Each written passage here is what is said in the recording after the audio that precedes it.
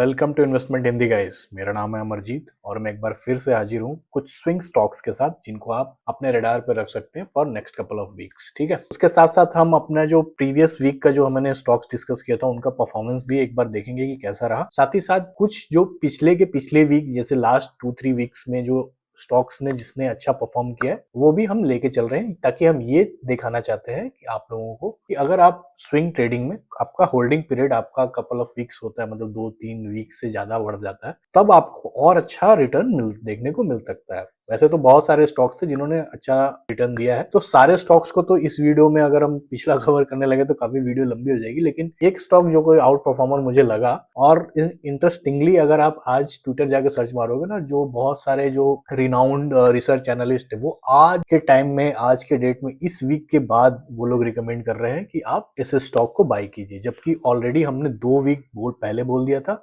और इसमें 30% तक का रिटर्न दे चुका है तब से, जब भी हमने रिकमेंड किया था। ये स्टॉक है हमारा हिंदुस्तान कॉपर। ठीक है, तो इसमें बहुत बज चल रहा है हिंदुस्तान कॉपर को लेकर। आप ऑनलाइन चले जाओ, आप एक बार सर्च मार दो कहीं भी, तो अब जाके बज आना शुरू हुआ और हमने इसको 2 वीक पहले बता दिया था, 15 दिन पहले। 9 दिसंबर की हमारी वीडियो थी, उसमें मैंने ये स्टॉक बताया था। उसके बाद से अभी तक ये लगभग 30% ऊपर नीचे हल्का फुल्का पॉइंट का फर्क है, रिटर्न दे चुका है। तो ये पोटेंशियल होता है अगर आप मोमेंटम स्टॉक्स में ट्रेड कर रहे हो, सही आपका जो मार्केट का स्ट्रक्चर है सही है, जो सही पैटर्न अगर आप पकड़ के बैठे हुए हो, तो बहुत ज्यादा पोटेंशियल है। हो सकता है कि इनिशियली वो ज्यादा मूवमेंट ना दे, हो सकता है पहले वीक में देखेंगे आप तो उसमें ज्यादा मूवमेंट नहीं था, यहाँ तक मूवमेंट था, लेकिन नेक्स्ट वीक इवन मार्केट क्या था, लास्ट वीक हमने काफी वॉलिटिलिटी देखने को मिला मार्केट में, एक वेडनेसडे को फॉल भी आया था, तो वो सब भी हम डिस्कस करेंगे आगे। वैसे आपको अगर 1-2 वीक आपका होल्डिंग पीरियड है, 2 से 3 वीक तक चला जाता है, तो आपको अच्छा खासा रिटर्न देखने को मिलता है। कुछ एक ऐसा ही स्टॉक था जो जिसने 1 वीक में दिया था, टाटा पावर था या टाटा मोटर था, मुझे एग्जैक्टली याद नहीं आ रहा। मैंने बताया था कि 18% का रिटर्न दिया है सिर्फ 1 वीक में, तो कुछ लोगों के कमेंट्स भी आए थे कि उन्होंने अच्छा प्रॉफिट बुक किया था। फर्स्ट ऑफ ऑल कि ये तो एजुकेशनल वीडियो हम बनाते हैं, हम कोई स्टॉक रिकमेंडेशन नहीं देते, क्योंकि हमारी वीडियो एजुकेशनल क्यों, क्योंकि हम पूरा चार्ट स्ट्रक्चर डिस्कस करते हैं, सारा कंडीशंस क्या बन रहे हैं चार्ट में वो डिस्कस करते हैं। ये बाय एंड सेल कॉल नहीं होता, ठीक है। तो जो लोग ऑलरेडी ट्रेडिंग करते हैं, जिन लोगों को ये सब चीजें पता है, वो लोग ही इसमें ट्रेड करें, तो वही रिकमेंडेड है। जिनको नहीं समझ में आता टेक्निकल एनालिसिस, ये वीडियोस उनके लिए नहीं होती, क्योंकि हमारा काम है आपको एनालिसिस में हेल्प करना। हम आपको बाय सेल रिकमेंडेशन नहीं देते। अगर आपका हमने एनालिसिस में हेल्प किया और आपने अपनी एनालिसिस उसके ऊपर करके आपको अगर एनालिसिस पसंद आई और आपने ट्रेड लिया और उसमें फायदा हुआ, तो फिर हमें भी खुशी होती है। तो आपका जिनको जिनको इस तरह का अगर आपने ट्रेड ले रखा हो और आपको अगर फायदा होता है, तो आप प्लीज कमेंट में मेंशन किया कीजिए। इससे क्या होता है कि हमारा भी थोड़ा मोरल बूस्ट होता है, ठीक है। हमें भी मोटिवेशन मिलता है कि हम जो बना रहे हैं लोग उसको फॉलो कर रहे हैं, लोगों को उससे फायदा हो रहा है। तो ठीक है, तो ये तो हमारा था एक out performer stock, star performer बोल सकते हैं इसको। इसके अलावा जो लास्ट वीक हमने स्टॉक्स जो मतलब डिस्कस किए थे, अब एक नजर उनको देख लेते हैं कि उनमें कैसा रहा। क्योंकि लास्ट वीक क्या हुआ था, मार्केट में सबको देखने को मिला होगा, एक वॉलेटिलिटी आई थी वेडनेसडे के दिन, मार्केट में अचानक 1:30 बजे के बाद फॉल आया था, लगभग 90% स्टॉक्स में फॉल आया था। लेकिन क्या हुआ, वो फॉल सस्टेन नहीं किया। दूसरे दिन जैसी मार्केट खुला उसके बाद से सारे स्टॉक्स ऊपर की साइड मूवमेंट देने लगे। तो उसमें किसी का मूवमेंट ज्यादा था, किसी में फॉल ज्यादा था, किसी में कम था। तो देखते हैं कि जो वॉलेटिलिटी आई थी उसने जो हमारे जो स्टॉक्स थे, डिस्कस स्टॉक्स थे पिछले वीक के, उसको कैसे इम्पैक्ट किया है। तो चलिए देख लेते हैं। तो पिछले वीक जो हम पहला स्टॉक हमने डिस्कस किया था वो था टाटा स्टील। तो टाटा स्टील में क्या था कि यहाँ तक इस दिन यहाँ पे ब्रेकआउट हमको लास्ट वीक देखने को मिला था, और हमारा एक्सपेक्टेड था कि इसके बाद रीटेस्ट लेके इस लेवल तक टाटा स्टील ऊपर जा सकता है, ठीक है। लेकिन टाटा स्टील ने रिटेस्ट नहीं लिया यहाँ पे, और उसमें नीचे फॉल हो गया, और ये अपने लास्ट एक जो प्रीवियस सपोर्ट था वहां आके इसने एक दोबारा से एक रिवर्सल पैटर्न शो किया, जो कि यहाँ था। तो देखा जाए तो इसमें जो हमारा जो भी क्राइटेरिया होता है एंट्री लेने का, उस तरह की कोई एंट्री जनरेट नहीं हुई। प्रीवियस जो अपना रेजिस्टेंस था वहां तक पहुंचा है, तो इसमें एक तरह से एंट्री जनरेट ही नहीं हुई, क्योंकि आपको मौका मिला ही नहीं। और किसी ने मान लीजिए कि यहाँ पे अगर एंट्री ली होती है और अभी भी होल्ड करके बैठा है, तो आप आराम से होल्ड करके बैठ सकते हैं। देखिए, मैं एक चीज क्लियर कर देना चाहता हूँ, अगर आप स्विंग ट्रेडिंग कर रहे हो ना, तो आपको छोटे मोटे झटकों से एकदम डरने की जरूरत नहीं है। वो इंट्राडे में होता है। इंट्राडे में अगर मान लीजिए किसी ने यहाँ पे अगर लिया और मार्केट ठीक उसके अपोजिट चल रहा है, तो बेचना उसकी मजबूरी है। लेकिन यहाँ पे तो आपका बेचना मजबूरी नहीं है ना। आपने अगर देखिए, मैं कोई भी स्टॉक अगर यहाँ पे डिस्कस कर रहा हूँ, एनालाइज करके दिखा रहा हूँ आपको, तो वो स्टॉक का बहुत जो टेक्निकल होता है ना, वो बड़े टाइम फ्रेम से डिराइव होता है। देखिए ठीक है, मंथली, वीकली और डेली। तो होता क्या है कि अगर मैंने कुछ बताया है, यहाँ डिस्कस किया है और उसमें हल्का फुल्का छोटा झटका आता है अगर डेली टाइम फ्रेम पे, लेकिन उससे मतलब ये नहीं होता है कि वो नीचे से फॉल करना शुरू कर देगा। उसमें क्या होता है कि भाई उसका अल्टीमेटली जाना उसको ऊपर ही है। उसका एक आपका जो स्टॉप लॉस का होना चाहिए कि जो भी एक बड़ा ब्रीदिंग रूम मैंने बोल रखा है कि कहीं भी आपको जो प्रीवियस सपोर्ट होता है उसके नीचे ही रखना चाहिए। तो उस हिसाब से अगर उसको ब्रेक नहीं कर रहा है तो फिर आपको डरने की जरूरत नहीं है। अगर आपने मान लीजिए गलती से लिया हो और लेने के बाद आपका ये मतलब स्टॉक में फॉल दिख रहा हो, छोटा सा फॉल आया हो, तो आप थोड़ा सा वेट कर लीजिए, ठीक है। तो ये चीज़ है, क्योंकि स्टॉक अगर बड़ा टाइम फ्रेम के हिसाब से चल रहा है तो वो कितना भी नाटक कर ले, मतलब डेली डेली टाइम फ्रेम पे जाना उसको ऊपर ही है। तो ठीक है, तो ये तो था हमारा टाटा स्टील। इसमें एक तरह से कह सकते हैं एंट्री जनरेट नहीं हुई, लेकिन अगर मान लीजिए किसी ने एकदम से इंस्टेंटली अगर एंट्री ले ली होगी यहाँ पे, तो भी उनको कोई दिक्कत नहीं आने वाली, आराम से इसमें होल्ड करके रह सकते हैं, बेचने की जरूरत नहीं है आपको। ठीक है, चलिए नेक्स्ट स्टॉक देखते हैं।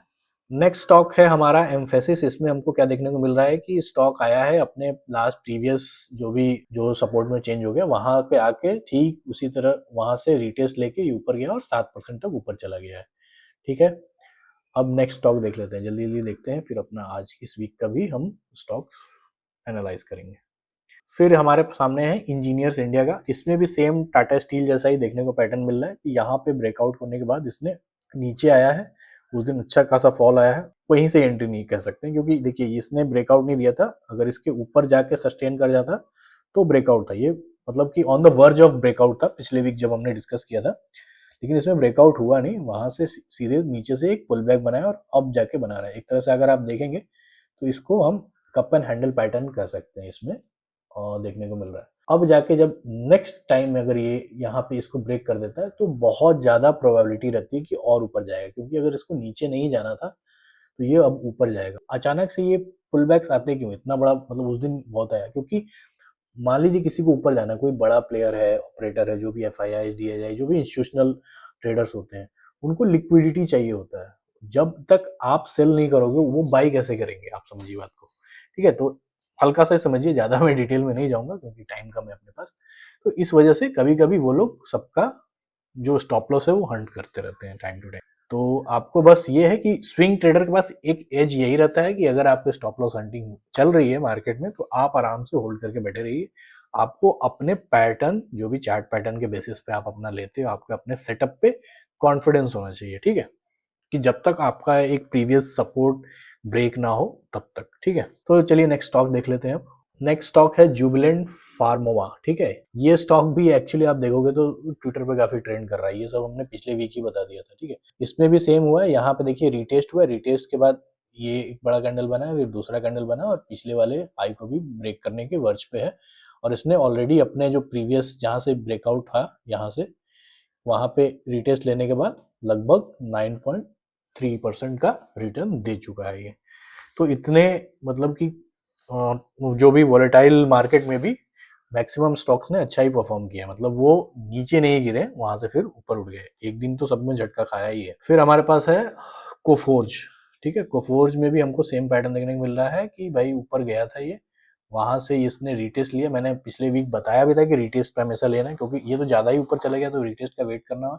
वही चीज हुआ भी इसमें, रिटेस्ट के बाद यहाँ पे किसी पॉइंट से रिटेस्ट हुआ और 6.63% तक ऊपर गया है। ठीक है, फिर नेक्स्ट है हमारे पास जेंसार टेक्नोलॉजी। इसमें भी रिटेस्ट हुआ है, इसमें तो नीचे से ये जो रिटेस्ट हुआ है काफी बड़ा पुश आया जिस दिन मार्केट में फॉल आया था, उसके बाद ये बहुत दूसरे दिन उससे भी ज्यादा तेजी से ऊपर गया है जितनी तेजी से नीचे गिरा था, और यहाँ से उसको एकदम जो बायर्स थे यहाँ पुश कर दिया। सोचिए कि बहुत बड़ा ये वीक है, तो ये बायर्स की स्ट्रेंथ दिखाता है ये जो वीक है।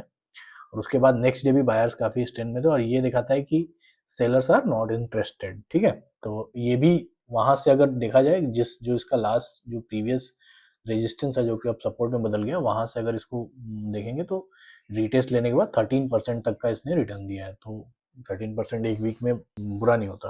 तो अब तो ये हो गए हमारे पिछले वीक्स के स्टॉक्स।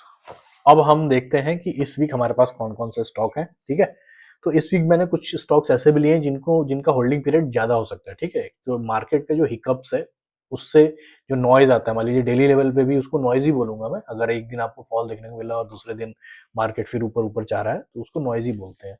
स्मॉल टाइम फ्रेम पे ज़्यादा आता है, लेकिन अगर आपका जो होल्डिंग पीरियड ज़्यादा है इन सब में, जो आज मैं stocks most of the stocks जो डिस्कस करूँगा, वो मंथली टाइम फ्रेम फिर वीकली टाइम फ्रेम पे ज़्यादा डिपेंडेंट है। तो आप आराम से इन सब हिकअप्स को इग्नोर करके, जो नॉइज़ है इसको इग्नोर करके आराम से उसमें एक पोजीशन लेके बैठ सकते हैं, अगर आपको पसंद आए तो, ठीक है। तो चलिए इस बार के स्टॉक्स देख लेते हैं कौन कौन से हैं। तो सबसे पहले है हमारे पास विप्रो। विप्रो सबको पता है। अब विप्रो मैंने क्यों चुना मैं आपको दिखाता हूँ इसको, इसका मंथली टाइम फ्रेम से स्टार्ट करता हूँ। देखिए मंथली टाइम फ्रेम हमको क्या दिख रहा है कि विप्रो ने यहाँ पे अप ट्रेंड में था एक, ठीक है, वहां से एक पुल बैक लिया, धीरे धीरे आके ये अपने जैसे ही सपोर्ट के पास आई है, ये जो पुल बैक था धीरे धीरे कमजोर होता गया, कमजोर होता गया। फिर काफी महीने तक, कम से कम आप अगर बोलिए तो यहाँ से लेके ये कौन सा महीना, जो भी महीना हो, 2022 से ही चल रहा है ये, बहुत सारे महीनों तक ये रेंज में रहा। इसको बोलते हैं एक्यूमुलेशन। ये जब पूरा एक्यूमुलेशन हो गया इतने दिनों से, तो उसके बाद अब इसमें एक ब्रेकआउट आया है। अब ब्रेकआउट आया है नीचे से, अब अपने सपोर्ट से ये उठ रहा है अब ऊपर की साइड, और उसके पास पोटेंशियल है कहाँ तक जाने का। इनिशियली ये जाएगा अपने जो प्रीवियस हाई तक है उसको, अगर हाई को ब्रेक कर देगा तो उससे भी ऊपर जाएगा। लेकिन अगर आप टारगेट की सोचें तो आपका ये नेक्स्ट हाई इनिशियल टारगेट होना चाहिए। मतलब इंटेंशन आपका अगर लंबा होल्ड करके चलने का है तब, ठीक है। अदरवाइज आप अगर 1:2, 1:3, 1:5 रेशियो के हिसाब से काम करते हैं तो डेली टाइम फ्रेम पे भी इसको देख सकते हैं।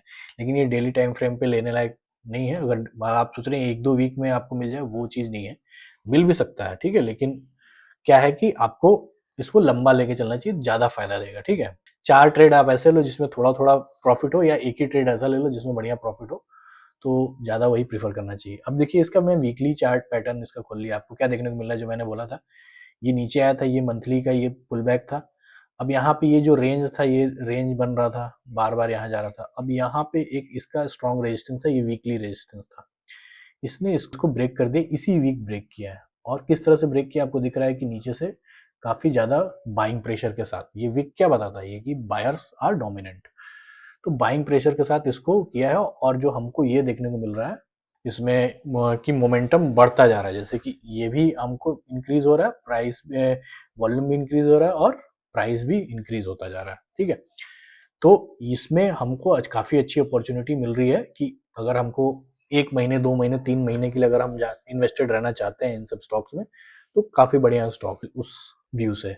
डेली टाइम फ्रेम पे अगर आपको देख रहे हैं कि एंट्री कहाँ लेनी, अगर आपको नहीं मिलती, अगर आप देखिए अगर लंबे टाइम के लिए सोच रहे हैं तो आपको फिर रीटेस्ट के लिए बारे में सोचना जरूरी नहीं है, ठीक है। जिनको चाहिए कि एकदम हमें 4 दिन में प्रॉफिट चाहिए, वो रीटेस्ट देखेंगे। अगर आपको लंबे टाइम के लिए करना है तो आप यहाँ अगर एंट्री हो जाते हैं और ये नीचे आता है, ये रीटेस्ट लेता है, आपको कोई फर्क नहीं पड़ेगा। आप यहाँ से फिर वो जब ऊपर जाते जाएगा, बीच बीच में डेली टाइम फ्रेम पे वो छोटा छोटा पुल बैक बनाता रहेगा, अगर ऊपर उसको जाना है तो उसी तरह से चलता है। तो इसमें आप आराम से मंथली और वीकली टाइम फ्रेम को देखें तो बहुत ही अच्छी अपॉर्चुनिटी देखने को मिल रही है विप्रो में। तो ये तो था विप्रो। अब देखते हैं नेक्स्ट स्टॉक कौन सा है। तो नेक्स्ट स्टॉक है हमारे पास वी मार्ट रिटेल का, ठीक है। तो वी मार्ट रिटेल का भी मंथली टाइम फ्रेम पहले हम देख लेते हैं, क्योंकि मैंने बोला था कि हम जो भी स्टॉक आज डिस्कस करेंगे ज़्यादातर मंथली टाइम फ्रेम और वीकली टाइम फ्रेम पे फॉलो करेंगे उसको। तो इसमें भी हमको दिख रहा है कि भाई ये पूरा आपका अप ट्रेंड में था, ठीक है, अच्छा खासा अप ट्रेंड में था।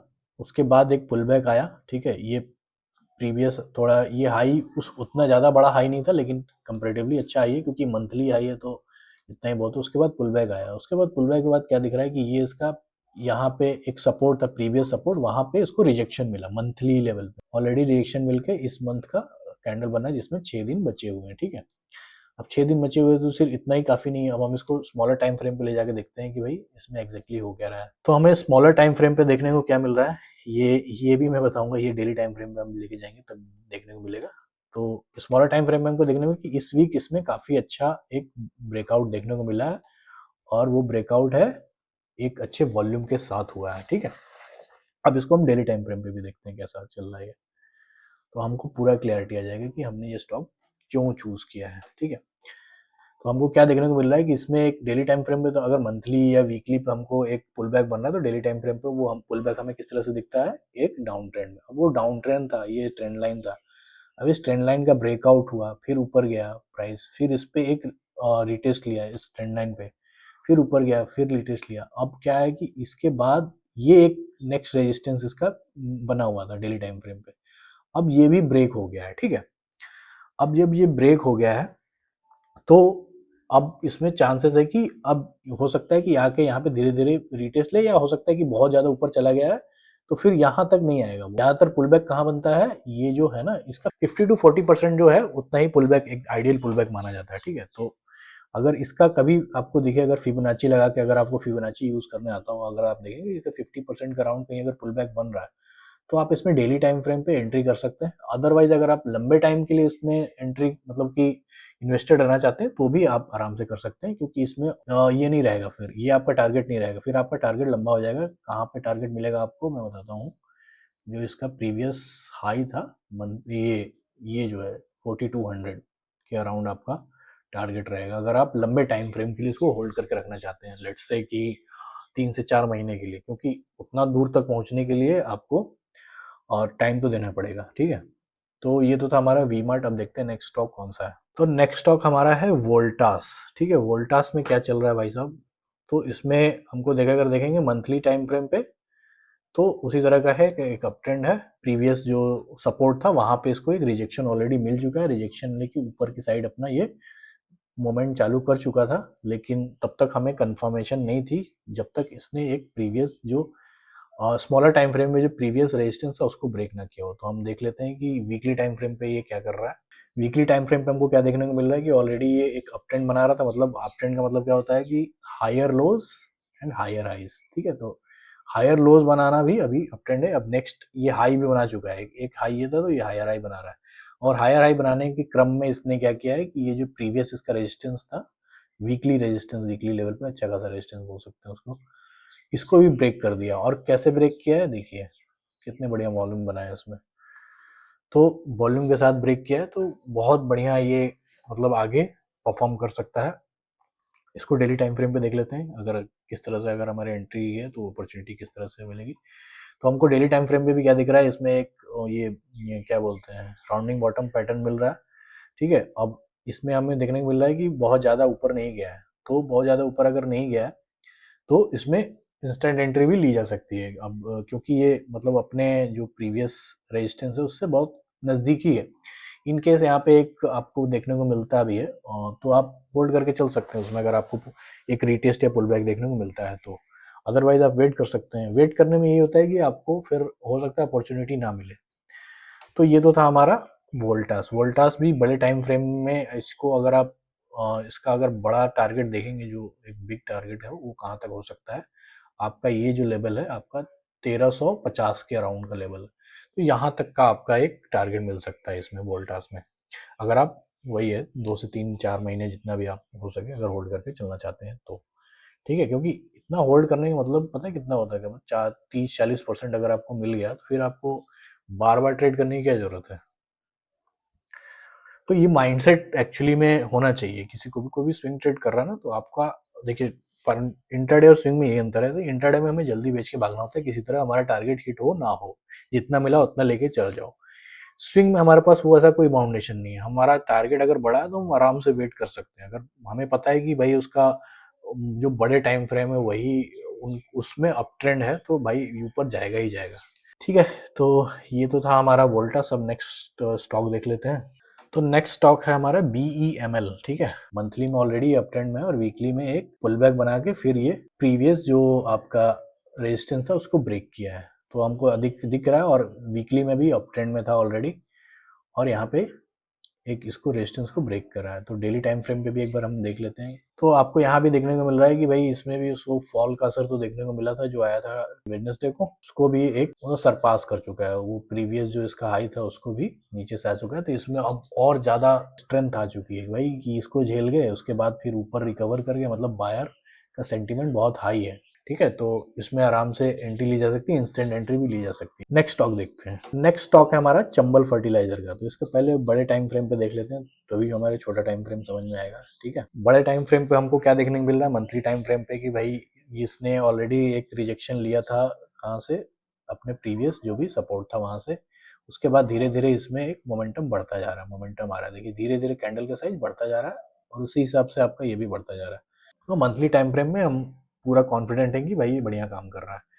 अब एक और लेवल का कंफर्मेशन क्या होता है कि भाई जो इसका प्रीवियस कोई अगर रेजिस्टेंस हो उसको ब्रेक कर दे, तो इसमें वो भी आपको देखने को मिल रहा है कि ये रेजिस्टेंस था इसका प्रीवियस, ठीक है। तो वो इसने एक ये बनाते हुए राउंडिंग बॉटम पैटर्न वो भी यहाँ पे ब्रेक कर दिया, और बहुत ही देखिए अगर वीक देखेंगे तो ये बहुत ही ज़्यादा बाइंग प्रेशर को दर्शाता है। नीचे से ये जो विक बनी है वो भी वीकली चार्ट पे, तो ये बहुत हैवी बाइंग प्रेशर को दर्शाती है, और इसमें वॉल्यूम तो अच्छा है ही, ठीक है। तो इसमें हमको भी देखने को मिल रहा है कि अच्छा खासा ये ब्रेकआउट हो चुका है, मतलब अपने रेजिस्टेंस से थोड़ा सा ऊपर चला गया।